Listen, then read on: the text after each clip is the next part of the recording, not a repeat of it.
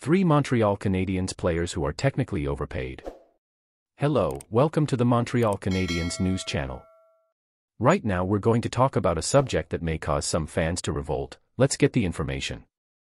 Signing a player to a new contract is always a gamble, and in the case of the Montreal Canadiens, it's not one that always pays off. While stats are not the only indicator of a player's value, they do provide a pretty clear picture of what they should be paid.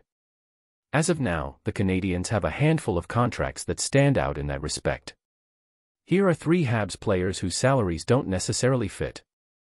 Joel Armia, cap hit, $3.4 million. Percentage of total salary cap, 4.1%.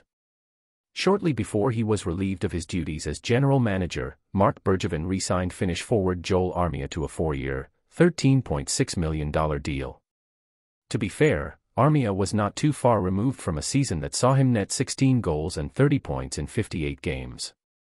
But with that said, the 30-year-old bottom-six forward has been regarded as inconsistent shortly after arriving in Montreal in 2018.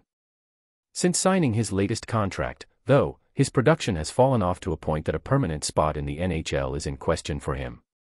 Brendan Gallagher, cap hit, $6.5 million. Percentage of total salary cap, 7.8%. Brendan Gallagher is arguably still the heart and soul of the Canadiens. And it's hard to put a price on something like that. But the Habs did when they signed the gritty forward to a 6-year, $39 million contract extension in 2020. Once a top-6 forward, Gallagher has struggled with countless injuries in recent years. In fact, the last time the 31-year-old played a full season with the team was back in 2018 to 2019. Injuries aside, his production has suffered as well, causing him to be demoted down to Montreal's 3rd and 4th lines. Christian Dvorak, cap hit, $4.45 million. Percentage of total salary cap, 5.3%. Forward Christian Dvorak's contract is not abysmal, but it is still an overpay nonetheless. Acquired for a 1st and 3rd round pick from the Arizona Coyotes in 2021, the 27-year-old was entering the 3rd year of a 6-year, $26.7 million contract when he arrived. With the recent departure of Jesperi Kotkaniemi, fans were expecting Dvorak to fill in as a top center, but unfortunately for Montreal, they seem to be getting the short end of that deal. Now 2 seasons into his Montreal tenure, Dvorak's best campaign with the Habs saw him score 11 goals in 56 games.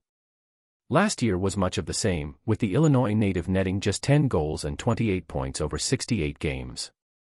With the Habs center depth expanding, it's unlikely that we see him atop the scoring leaderboard. What do you think about these salaries?